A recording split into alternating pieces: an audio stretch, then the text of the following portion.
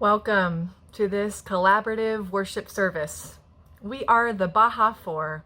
We are four Unitarian Universalist congregations whom come together in covenant to worship and learn and transform our world. We represent Unitarian Universalists at Borderlands UU in Amado, Sky Island UU in Sierra Vista, Mountain Vista Unitarian Universalist in the Northwest Tucson, and the UU Church of Tucson in Eastside. We have been worshiping and learning and gathering collaboratively for almost 10 months. But what we learn here is that we are stronger together than apart. Today we are continuing our conversations about covenant, and our focus today is on what happens when a covenant feels broken or frayed or stretched. And as you listen to the music and to the prayers and to the words that we have offered you today, I wanted to offer another invitation to think of a relationship in one of our congregations or communities that you feel is a little stretched or frayed for you. And perhaps don't choose the one that feels overwhelmingly painful or broken to you right now. But perhaps there is one that feels like if you or they put a little bit of loving attention to it, something could be renewed. So as you sit here for this hour, wherever you are and whenever you watch this, may we take time to support you and each of us in paying attention to the relationships that matter, as you wonder about the possibilities of renewal with the person in your mind. Come, let's worship and practice covenant together. We acknowledge that this land was stolen from indigenous peoples. In what is now called southern Arizona, the displacement, genocide, and theft of land occurred in successive waves of colonization by Spain, Mexico, and the United States. This colonization is still happening. And we have seen in the last year with the building of the border wall, local tribal nations must continue to fight the destruction and misappropriation of their land by America. The Chiricahua Apache, Pasquayaqui, O'odham, and Opata peoples are the indigenous ancestors of this land and are still our neighbors today. They are each unique in their culture and language. They are each resilient in their maintenance of traditional lifeways, while also engaging the present and shaping the future. We have stated a land acknowledgement like this at the beginning of every service for the duration of online worship. When something is repeated often enough without being engaged, it risks losing meaning. We are now beginning to ask ourselves, what's next? How can we each further celebrate and uplift Indigenous peoples and communities wherever we are watching this service? What will we as the Baja Four do to come into covenant with Indigenous peoples locally and nationally? By what path will we return to sacred covenantal relationship with our neighbors? Our present Baja 4 worship arc of caring for covenant as a way to tend to our connections, and especially today's theme about what to do when those covenants are frayed, really speak to what's going on in our country and our world right now when so many relationships need righting. Though it may be painful and fearful and scary, isn't it good to think ahead of time about how we will face when those tears in connection happen? I don't know about you, but when I discover that I may be the one who has caused more of the harm, I tend to feel shame and pain and stop being able to hear, to take in, to listen to what I might need to learn in order to grow. And if I discover I was the one more harmed, sometimes I get so angry, so bitter, so self-righteous, or so crushed. Once again, I cannot take in fully what I might need to hear to learn. And so the Baja for our worship team thought of some unhelpful beliefs we all might have about hurt relationship that get in the way of facing those tears and finding a way to move forward and face them. And so I'm going to lift up for you today some of these myths of broken covenant to get them out of the way so we can move forward. Broken covenant means you broke the rules. Myth number 2, broken covenant means someone is bad and someone is good. Broken covenant means someone is right and someone is wrong. Broken covenant means the relationship is over, irreparable. Broken covenant means that in order to heal, we have to go back to the way it was, that we can even go back to the way it was before the break. Broken covenant means someone has to forgive in order to make it better. Broken covenant means losing belonging. And the Baja 4 worship team thought of some more helpful ways to look at these tears in our connection. Broken covenant means our relationships need our attention. Broken covenant means we have a chance to get to know and love ourselves and each other better. Broken covenant means we have a chance to learn about our power, our agency. Broken covenant means relationships can change into what is needed now. maybe fall apart, maybe make space for something new, maybe deepen. Broken covenant can mean deeper belonging. Maybe falling apart can mean falling into something with more meaning. As I light the chalice today and we begin this worship, I invite you to let in what you might need to learn. And I invite you right now to take a deep breath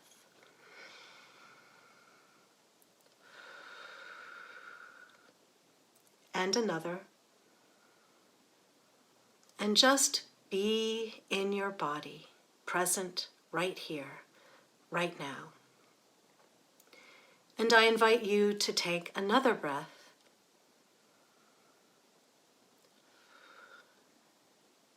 and another,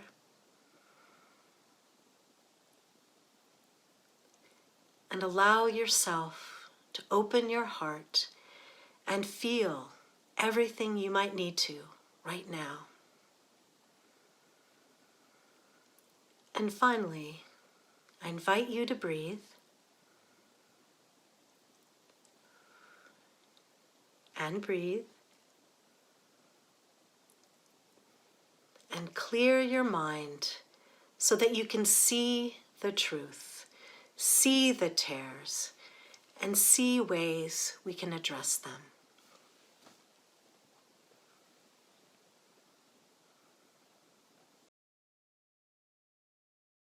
The poet Mary Oliver wrote, "We shake with joy, we shake with grief.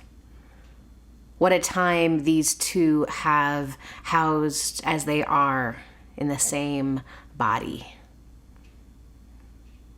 On Tuesday, we mourned 400,000 dead. We saw lights alit in a quiet pool at the U.S. Capitol. Candles were lit in our homes. Deaths were mourned. The tears came. Our hearts ached. We shook with grief. On Wednesday, we watched as a new administration was sworn into office. A sigh of relief. Democracy won. And there was American Sign Language, a golden dove of peace, a Black Asian female as second-in-chief, a young poet urging us to be brave, a promise that our president's soul is in this. We shook with joy. And I know that you too have your own personal griefs and joys stored up in you. I know that they make you shake sometimes. I know that what you carry feels too big sometimes. I know this because I too have shook with joy, shook with grief. What a time these two have, grief and joy, housed as they are in such magnitude in the same bodies. I'm going to invite you now into a time of prayer, and in this time to notice the rumbles of grief and the rumbles of joy in your own body. Let both be present just as they are. Know that both exist in you somewhere, and that part of being human is learning that neither grief nor joy can fully eclipse the other. And as you feel this co-rumbling of grief and joy, if you need words to guide you, hear these excerpts of that poem by Amanda Gorman that many of us know well by now. This poem which makes us shake with grief at what has happened, and also makes us shake with joy at what could be.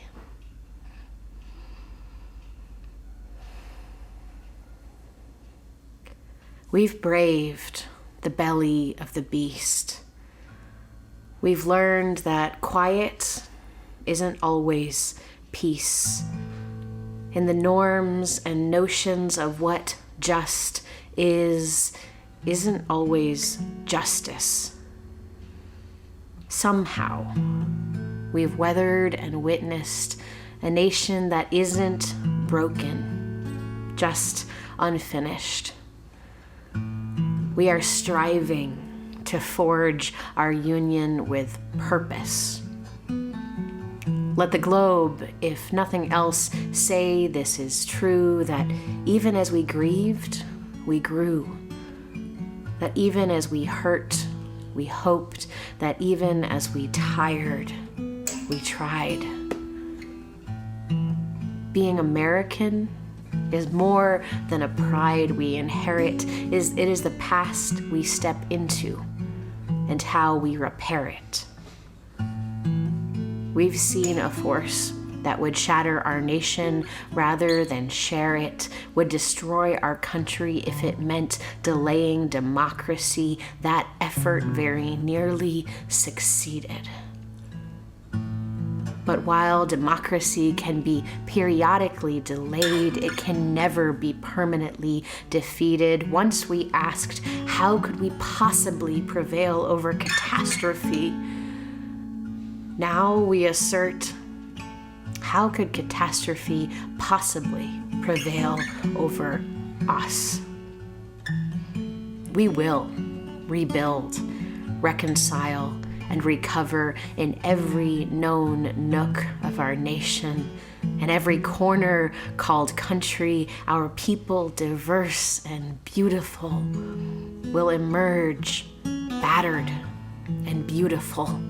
There is always light, if only we're brave enough to see it. If only we're brave enough to be it.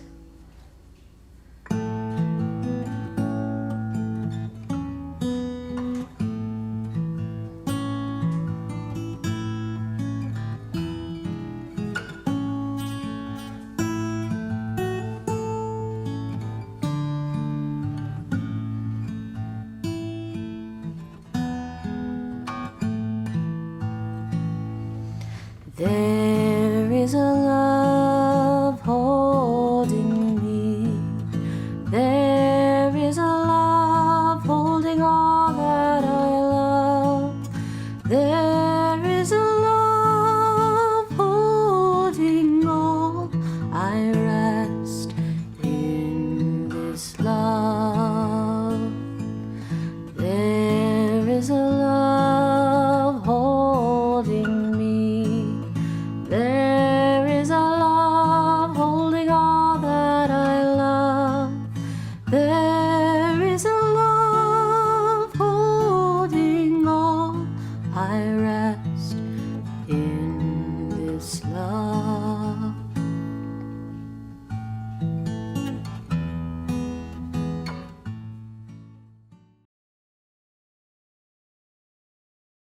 Once upon a time, a long time ago, a woman worked for a wealthy merchant in a big city on a hill. The woman worked as the laundress. Every day she had to walk down the hill to collect water from the stream, and then she walked back up the hill to do the laundry. When she was young, this woman made 2 pots to carry her water. She hung them on a pole over her shoulder. She painted one pot blue and the other red, and each pot she painted with beautiful flowers, because she loved flowers, and she loved her pots. For some years, she carried that pole down the hillside and collected water to carry back up the hill to do her work. One day, as she prepared to place the pot over her shoulders, she noticed the blue pot had a small, slender crack along its side. She gently ran her finger over the imperfection and sighed, "Oh, my poor little pot." But she decided she could still use the pot. So as always, she carried both pots down the hill and filled them with water to the very brim. But by the time she reached the hilltop, the pot with the crack was half empty. This, however, still left her plenty of water for doing the laundry. For the next 2 years, she carried those pots down the hillside every morning. When she reached the stream, she filled them to the brim, and afterwards she walked back up the hill, balancing the pole across her shoulders. By the time she reached the house to do her work, the cracked blue pot was only half full, but still enough water to do the laundry. What the woman didn't notice in that time was that the poor little blue pot was miserable. Every time it drank from the stream, it secretly hoped that this would be the day that all the water would stay inside its belly. Each day, when they reached the top of the hill, the pot knew it had failed. The blue pot glanced at the red pot and saw the water filled to the top, and the blue pot began to feel desolate. The blue pot worried and wept. "I am no good," the blue pot wailed. One day, the blue pot woke up and felt its crack beginning to expand even more. It was certain the woman would soon decide to throw it away. Soon it would be no use to anyone for anything. That morning, as the woman climbed the hill, she was startled to hear a voice that she had never heard before call her name. "Please," the voice continued, "please throw me away. I am no good for anyone or anything." The woman stopped and looked around, wondering who could be speaking to her. "Hello?" she called down the hill. But the voice that answered her was very near. "I'm right here," said the blue pot, swinging this way and that way to get her attention. "I'm your pot, the pot you made with your own 2 hands, the pot that has served you so well all these years. But I see now my time is finished. The crack in my side has made me useless. When you carry me up the hill, I spill all my water. I am no good." For a long moment, the woman stood very still, amazed her pot had spoken. "Is that you?" she whispered, looking close. "Are you speaking, dear pot?" "It is I," the pot exclaimed. "I am so sorry I failed you, but I have." The woman was overjoyed to know that her pots were as full as life as she had always imagined. But she was sad to hear such sorrowful words. "But pot, don't you understand?" she said. "You haven't been paying attention. Look around." With that, she pointed to the path beside the hill, and for the first time, the pot stopped looking inward and instead looked out. On the right side of the hill, the pot noticed beautiful flowers growing in abundance, poppies and peonies and chrysanthemum and narcissus. A ribbon of color edged the path. "And look at the other side of the hill," the woman encouraged. The pot glanced to the other side and saw it was bare. "I've always known about your flaw," the woman said, "and so I planted seeds on your side of the path, and every day you water them and add more beauty to this world." Now, the blue pot was overjoyed. All its sadness was gone. It understood, just as the woman had, that every being has its unique flaws, and it is our little quirks and faults that make us and the world so interesting. As we think about the little blue pot and the field of flowers he made possible, we'll remember these words. From the place where we are right, flowers will never grow in the spring. The place where we are right is hard and trampled like a yard. But doubts and loves dig up the world like a mole, a plow, and whisper will be heard in the place where the ruined house once stood.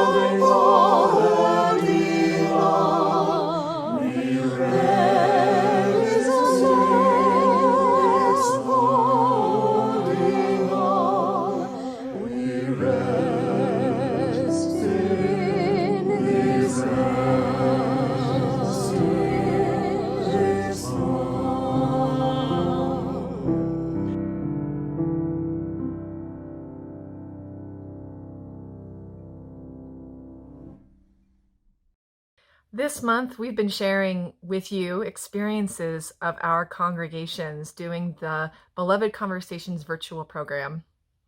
Over 20 members and friends and staff at Mountain Vista UU participated in the program, and in a recent conversation with some of the white participants, we were reflecting on all the things that we learned together. Some folks talked about how this curriculum felt love-focused and future-focused, that it felt like it was about learning new histories and unlearning broken ones, that it taught them how to be a good follower, that it was about letting go of control and leaning into risk-taking, dissonance, and learning.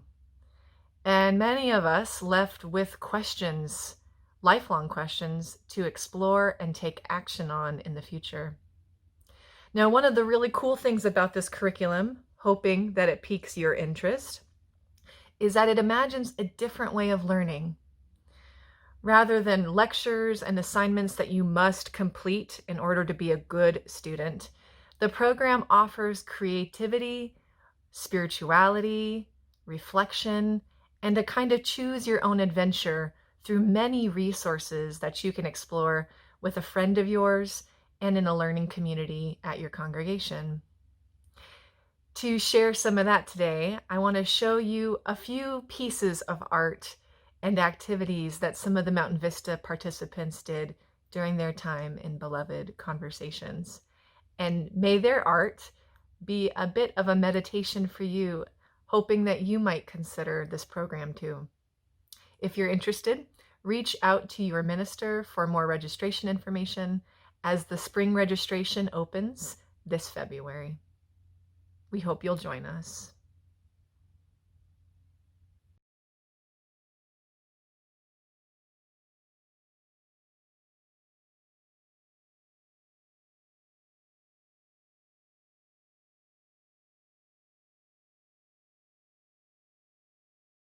I love music, and I especially love working with choirs, working with groups of people who are singing together. Music is always teaching me how to be a better citizen of the world. And in one of those ways, I'm going to share with you a little bit about today. So many of us grew up singing the song, Twinkle, Twinkle, Little Star. And we also might have learned how to sing that song or many other songs in what's called a round. A round is where I or another singer starts singing the song first, and then another voice joins later. Examples of rounds that we often sing are like row, row, row your boat, or Dona nobis pacem, Dona nobis, and then other voices join you, right? It's a really beautiful thing when you do rounds the way they're meant to be sung and you follow all the rules. They can be really beautiful. Let's try. We're going to sing Twinkle, Twinkle, Little Star together. We'll review how the song goes, first of all. Just this little tiny part of it. Twinkle, twinkle, little star, how I wonder what you are. Isn't that just a lovely melody? Let's try it in a round. So I'm going to start singing Twinkle, twinkle, and when I sing little, you come in on the twinkle, okay? I'll show you when to come in by raising my hand. Here I go. I'm going to start. Twinkle, twinkle, little star, how I wonder what you are. How did it go? Were you able to sing in a round with me? It can be a little hard at first, but you can get the hang of it pretty quickly. So first, what I did is I just took the melody that we just sang, Twinkle, Twinkle, Little Star, and I took the words away from it so that we could better hear the round. Let's take a listen.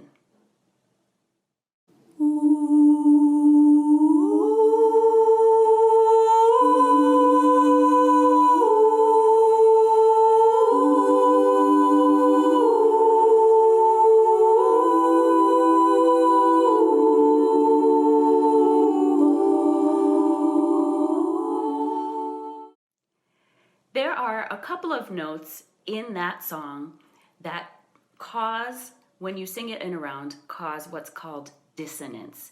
That's when two notes are right next to each other. I'm going to play a couple of notes on the piano so you can hear it. This is an example of two notes that are consonant. It's a very peaceful and pleasing sound. Here's an example of two notes that are dissonant. Sometimes it can be kind of a jarring sound or an angry sound or a harsher sound. You might hear it in like scary movies. You can hear a lot of dissonance. So that melody is so beautiful because of the dissonance. Let's see what it would sound like if we took all the dissonance out.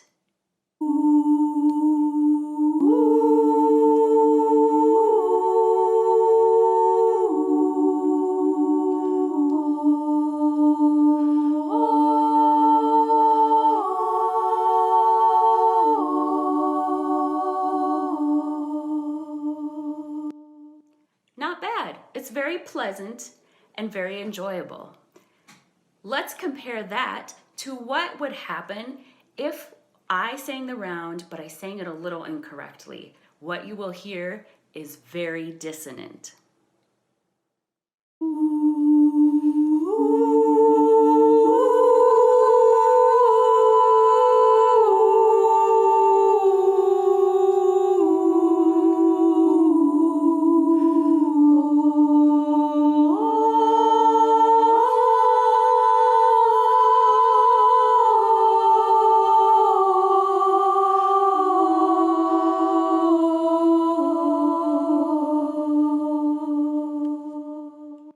Now, dissonance is not a terrible thing.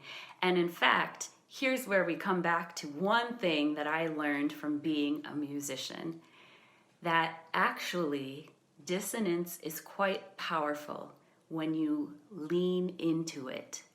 If we just sort of back off on dissonance, and that happens a lot in choirs when we're first learning a piece of music, the sound is very thin and it sort of sounds like you're singing the wrong note. But if you sing into the dissonance, if you sing the dissonant pitch with confidence and focus, it can actually be very beautiful and very moving when those two notes that rub against each other finally resolve and relax. Sort of like this.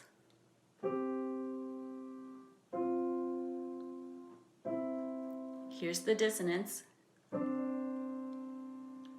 And then it resolves. Let's listen one more time to this funny little round, and this time I'm going to do it properly. And see if you can notice the points where the notes clash and how they create a sort of magical moment. In the center of the dissonance is also an intensification of emotion that causes the release or the resolution of that dissonance, the return to consonance, to allow us to exhale.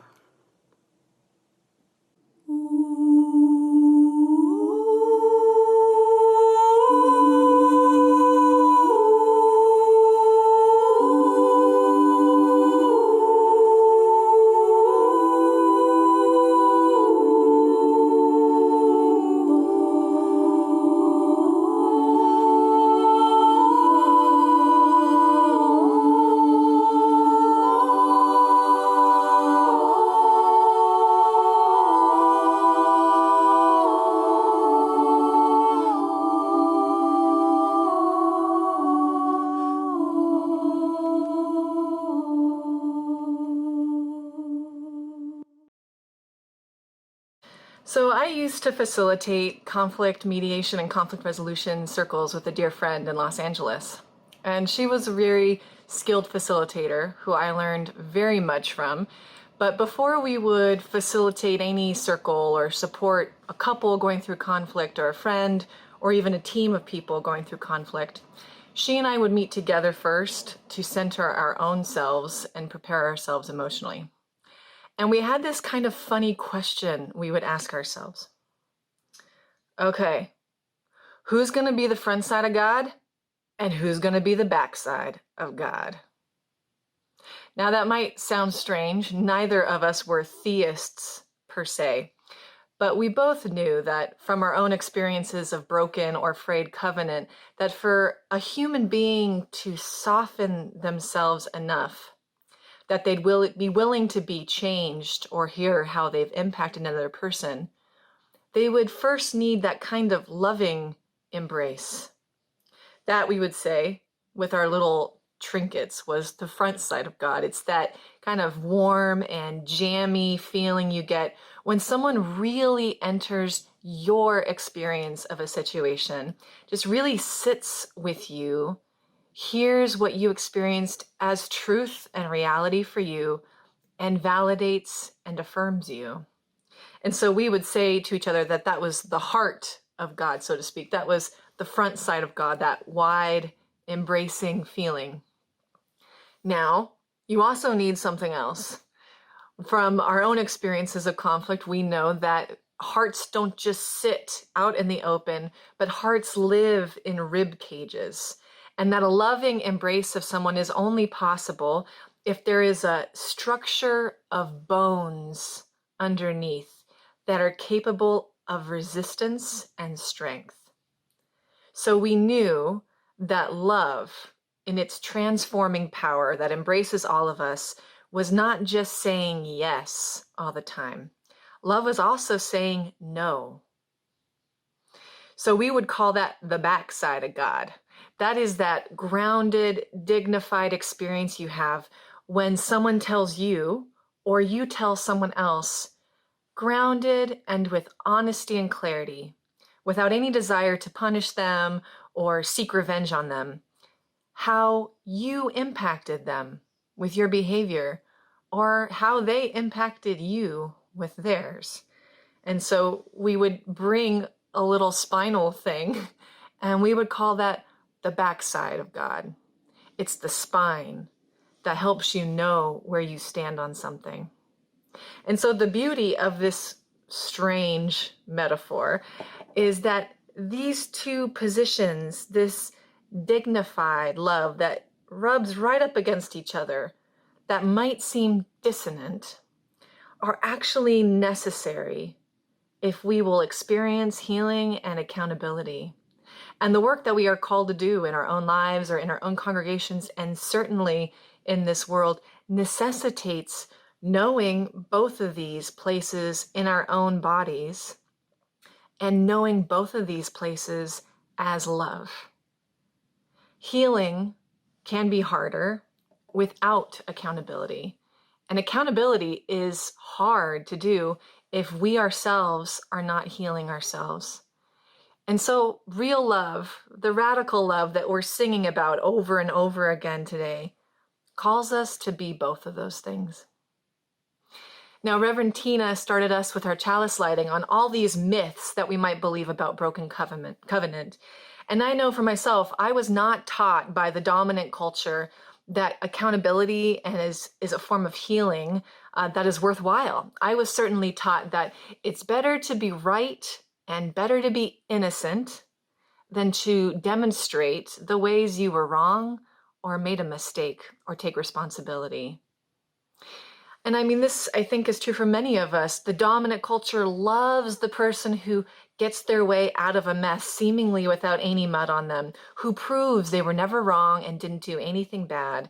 The saying goes, it feels good to be right. And sometimes I know I do. Don't lie. We lay in bed at night playing conversations and meetings over and over in our head about how we could have said the right thing to prove that we were the right one. We look for other ways that other people were the problem, that it was their issue that caused the problem. And even our justice system, as it stands, can be a system in which taking responsibility for what you've done and acknowledging the fault you have in something can get you more punishment than if you tried to avoid responsibility. That is, of course, if you have money for a good lawyer. We even have religious stories that influenced all of us about a God that exiles you, literally pushes you out of creation if you disobey silly rules. We've learned through dominant culture that accountability equals punishment. Accountability means losing belonging. And in the culture that I just described, it makes sense that we all feel fearful about the idea of acknowledging either someone we love or publicly that we made a mistake, that we caused the harm, or that we've broken something with one another. The issue is, of course, that we got stuff to do. Reverend Bethany talked last week about the need to swing like a trapeze swinger between two new covenants, the one that we know is busted, flying through the air to something that we can't actually feel yet, and the in-between space is not just healing, it's accountability as healing. And if we're going to do that on a mass scale and hold people accountable that we don't even know, and be accountable to people that we don't even know, but we don't know how to do it in our own lives, and our own bodies feel fear at the idea of acknowledging that we were wrong, then we've got a long way to go. So where do we even begin? One thing to begin is to know that as a countercultural community, we can redefine accountability as deepening love. And now you might think accountability is not a sexy word, but there is an activist, Mia Mingus, who does feel that way. She is queer, physically disabled, Korean, transracial, transnational adoptee who was raised in the Caribbean and believes that all of us are capable of practicing a healing kind of accountability. Now, she actually hosts a workshop called How to Apologize. Literally, it's a workshop. She hosts this in Northern California, and it's always waitlisted. I've tried twice to get in. I've never gotten in. And what that says to me is that it turns out so many of us are hungry to learn how to do accountability in ways that are real and that are resonant. And that something we've learned about accountability feels empty and scary and hollow. Now, she has 4 steps to a good apology or to being accountable.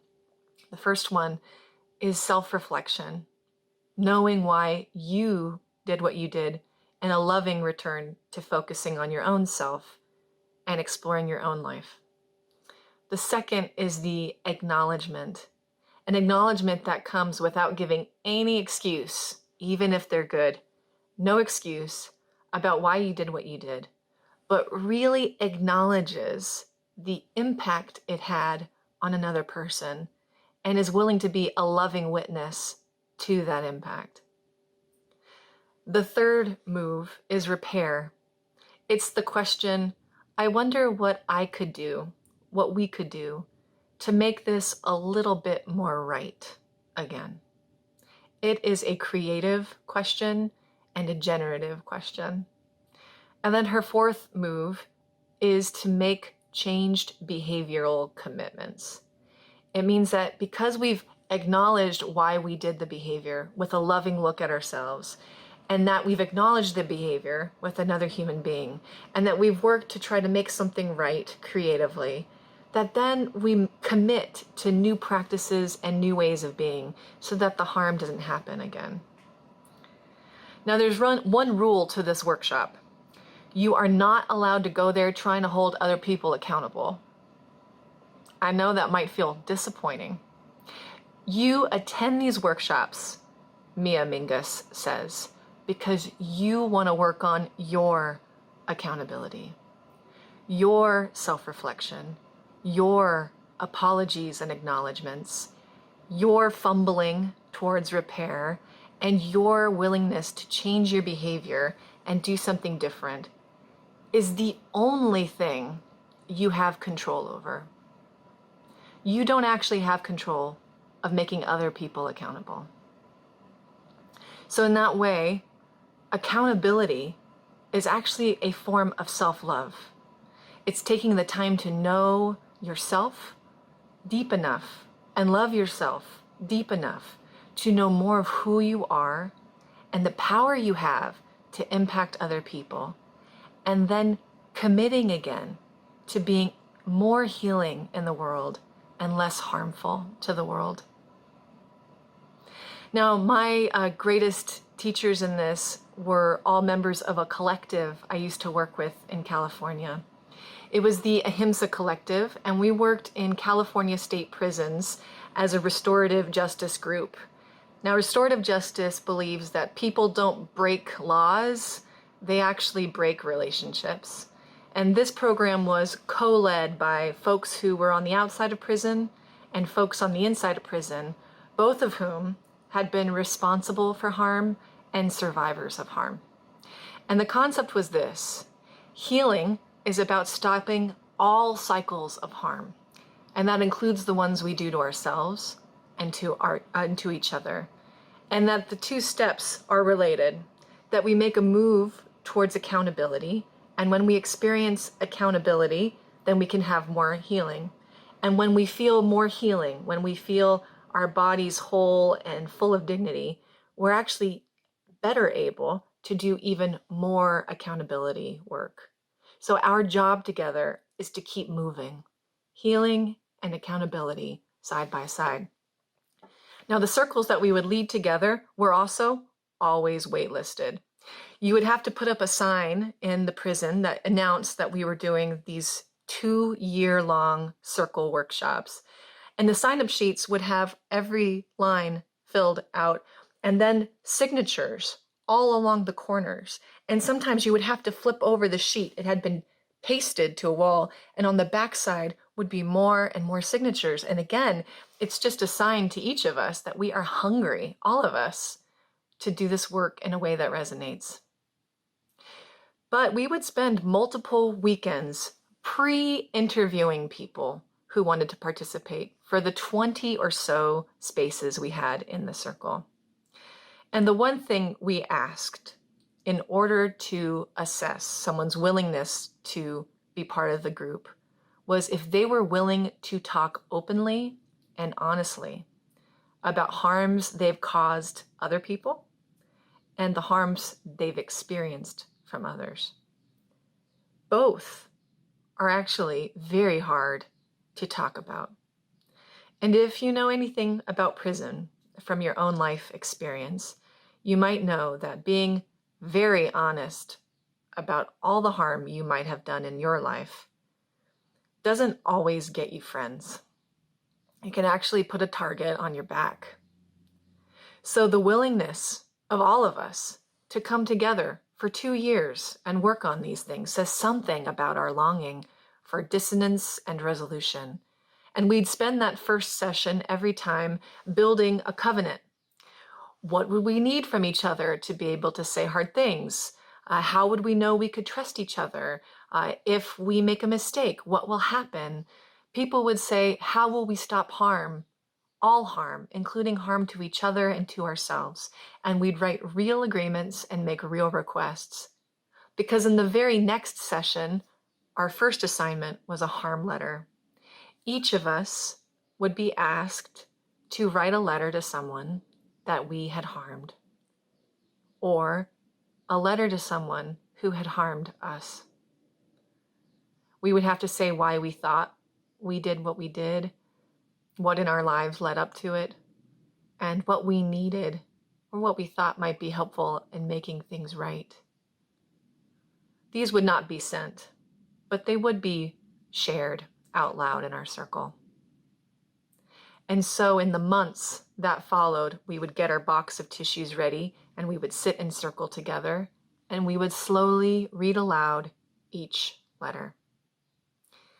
Now, the love in that room was overwhelming. We wept, we raged, we hid, we revealed, because when someone else risks being accountable, it makes us safe for all of us to be more accountable. We grow accountability in our communities by our own willingness to be accountable for our actions. And being accountable in that kind of community does not mean that you lose belonging. Instead, being accountable in those kinds of communities, the kinds of communities we are capable of, meant that we deepened our belonging and our love for ourselves and each other. Now, near the end of the 2 years, we would invite people to do the assignment again. The letters were always different, more honest, more real, more loving to ourselves and others. And many of us, insiders and outsiders, survivors and folks responsible for harm alike, would say something pretty similar to each other. This, we'd say, is one place where I feel truly free. Now, I want us to dismantle mass incarceration, but the deeper truth of saying we feel free from within inside a prison is to say that freedom comes when we sit in dissonance of who we are, our ability to be both healing and harmful to our world. And that together in circle, we focus not on being perfect or being good or getting it right, being innocent, but that we become a people who know how to harm less and heal more. So who do you need to write a letter to? Culturally, we have a whole lot of letters to write. For all the national calls of unity to be worth anything, each of us will need to know our front side and our back side of God. And it'll take the self-reflection and the acknowledgement and the repair, and it'll take a whole lot of changed behavior, and it will be lifelong, and it will not be linear, and it will definitely be continuous. But that is the real place we want to be. Because the place where we are right is hard and trampled like a yard.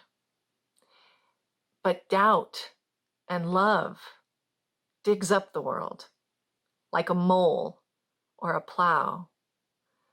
And a whisper can be heard in the place where the ruined house stands. Perhaps we follow the flowers to get there.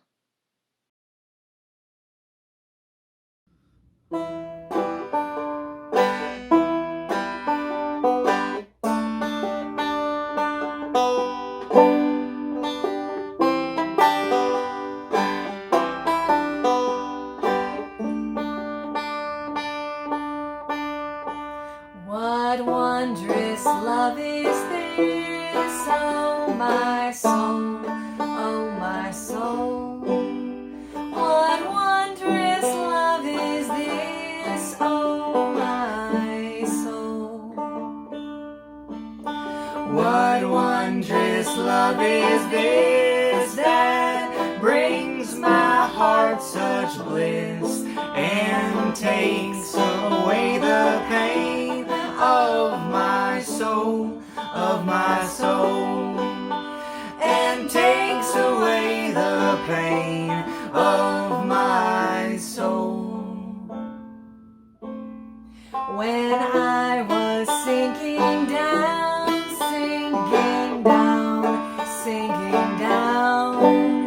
when I was sinking down, when I was sinking down beneath my sorrows drowned, friends to me gathered round. Oh my soul, friends to me gathered round. Oh my soul. To love and to all friends I will sing, I will sing. To love and to all friends I will sing. To love and to all friends who pain and sorrow win, with thanks unto the end, I will sing, with thanks unto the end, I will sing. What wondrous love is this, oh my soul, oh my soul. What wondrous love is this, oh my soul. What wondrous love is this that brings my heart such bliss and takes away the pain of my soul, and takes away the pain of my soul.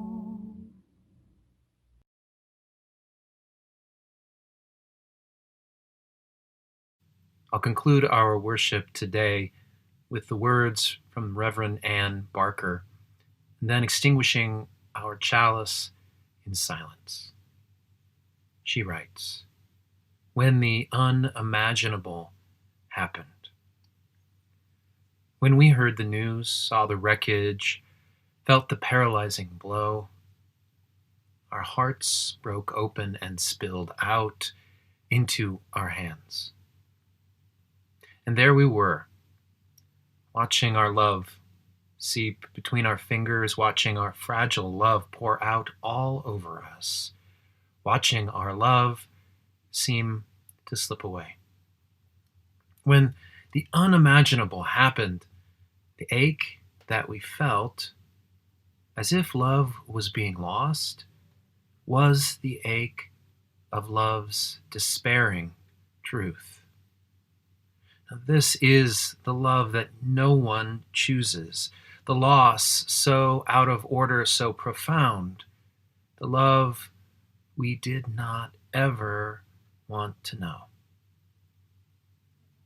And yet, the source of this despair, the reason our hearts cleave and flow, is because they know fullness. This is the love of truth and beauty, the love that spans the web of being, uniting each of us within its timeless form. And when we heard the news, our hearts broke open, spilled into our hands, and there we stared at love, lamenting, what am I to do with this? And with these raw and tender yearnings, we will, beat after precious beat, seek wholeness again. And it will take time to find our balance, to grieve if we make room. Remember, friends, this is the right thing, this ache within our deepest beings. Know that all these things are normal. To feel disrupted, empty, or undone. Our hearts broke open, and the love that is still true, it draws us once again together, story by story, step by step, into places of tender knowing, remembering, to restore us, mend us, piece by peace. This is the love that runs between us, sustaining force of restoration, the love that nourishes us and feeds us, binds us each to our collective whole. And we grieve and march and weep and sing, and through the pain, but not despite it. Love will repair us, not the same, but stronger in some places, honoring memories like treasures, living our lives' potential in the shadow of the trespass, in the warmth of one another, in the light of what restored we will become.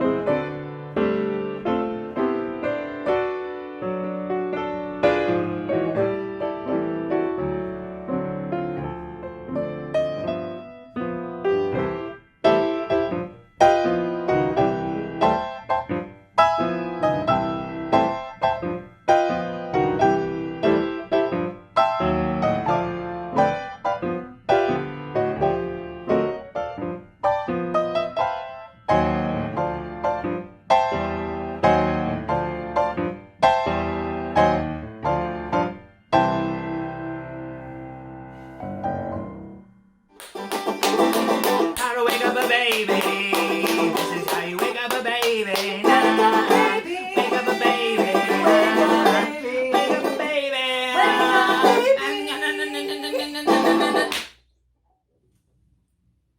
We've been stuck in a house for a long time.